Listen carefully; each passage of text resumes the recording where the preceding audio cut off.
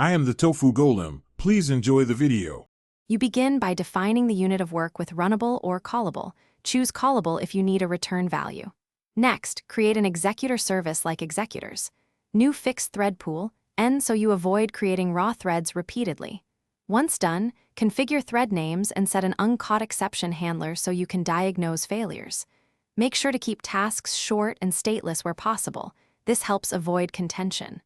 Finally, submit tasks and collect futures when you need results, rather than blocking the main thread.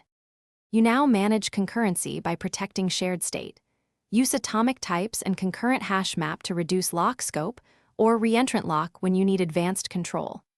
Once you decide on coordination, use countdown latch for one-time waits, cyclic barrier for coordinated phases, and semaphore to limit permits. Make sure to prefer higher-level constructs like completable future for composing async work. It reduces callback complexity and makes error handling explicit.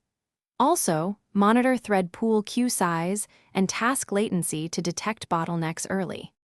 You finish by shutting down executor service gracefully.